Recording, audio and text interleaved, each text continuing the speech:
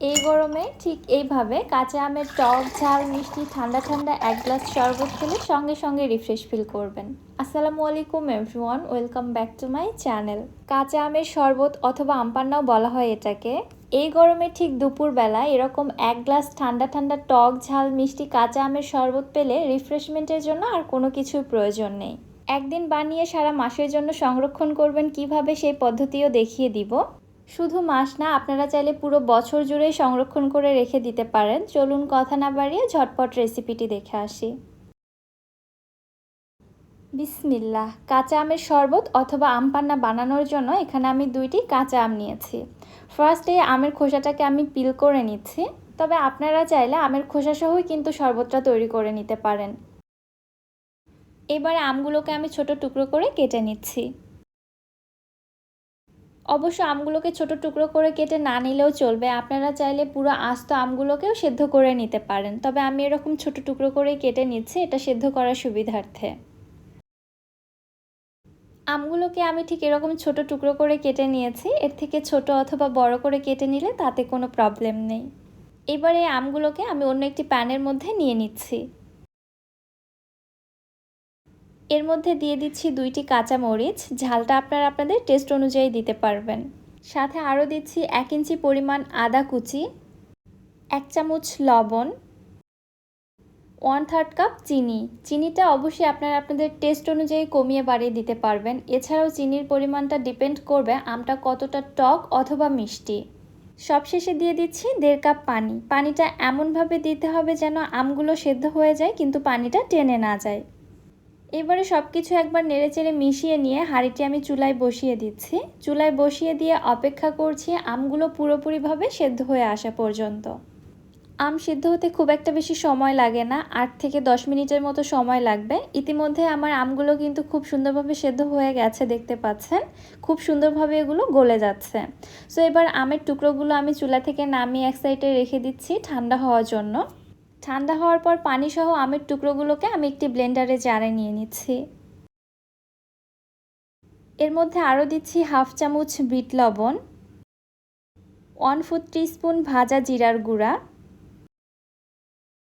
1/2 cup ধনিয়া পাতা কুচি, হাতের কাছে থাকলে দিবেন, না থাকলে না দিলেও চলবে, এবং দিয়ে দিচ্ছি কিছু পুদিনা পাতা।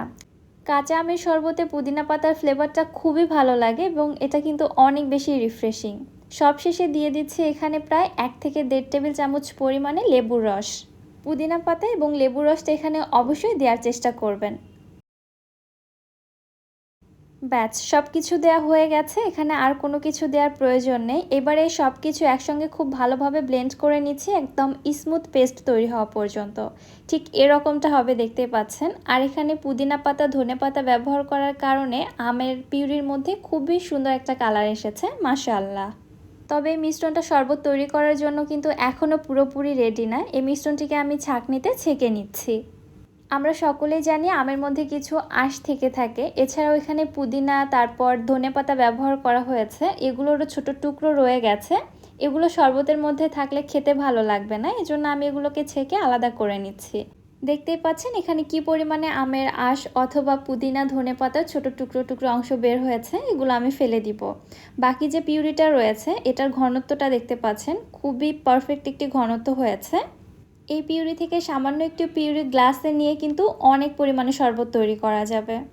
কাঁচা আমের শরবতটা সংরক্ষণ করার জন্য আমি একটি আইস ট্রেতে আমের পিউরিটা নিয়ে নিচ্ছি। এরকম আইস ট্রে তো আমাদের সকলের বাসায় থাকে। সম্পূর্ণ খোপগুলো ভরিয়ে নেওয়ার পর ঢাকনাটা দিয়ে ঢেকে এটাকে আমি ডিপ ফ্রিজে সংরক্ষণ করে রেখে দিব, প্রায় মাস জুড়ে সংরক্ষণ করে রাখা যাবে। যখন আইস কিউবগুলো জমে যাবে তখন এর মধ্যে থেকে এগুলোকে উঠিয়ে একটি এয়ারটাইট বক্সে রেখে ডিপ ফ্রিজে 1 বছর পর্যন্ত সংরক্ষণ করে রেখে খাওয়া যাবে। যখনই খেতে ইচ্ছে করবে 1 থেকে 2টি আইস কিউব পানির মধ্যে গুলিয়ে খেয়ে ফেলা যাবে। এদিকে একটি ছড়ানো বাটিতে নিয়ে নিচ্ছি 1 চামচ মরিচের গুঁড়া এবং 1 চামচ লবণ। সব কিছু একসঙ্গে ভালোভাবে মিশিয়ে নিচ্ছি এবং যে গ্লাসে আমি শরবতটা সার্ভ করব গ্লাসের মুখে আমি সামান্য একটু লেবুর রস মেখে নিচ্ছি। এরপর মরিচ এবং লবণের মিশ্রণের মধ্যে গ্লাসটিকে এইভাবে ঘুরিয়ে নিলে এর মুখের মধ্যে কিন্তু খুবই সুন্দর একটা ডিজাইন তৈরি হয়, মাশাআল্লাহ।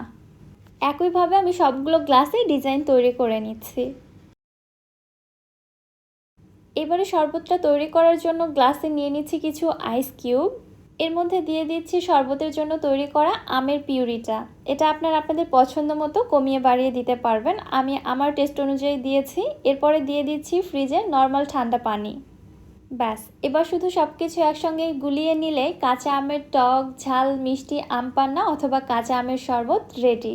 গরমে ঠিক দুপুরবেলায় এরকম এক গ্লাস ঠান্ডা ঠান্ডা কাঁচা আমের টক ঝাল মিষ্টি শরবত পেলে কী যে রিফ্রেশমেন্ট লাগে এটা তো বলে বোঝানো যায় না। যারা কাঁচা আমের শরবত অলরেডি আগে খেয়েছে তারা তো জানে এটা কত বেশি টেস্টি হয়ে থাকে। আর যারা এখনও তৈরি করে খাননি অবশ্যই আমার এই রেসিপিটি ফলো করে একবার হলেও বাসায় তৈরি করে খেয়ে দেখেন। ইনশাআল্লাহ আপনাদের অনেক বেশি ভালো লাগবে।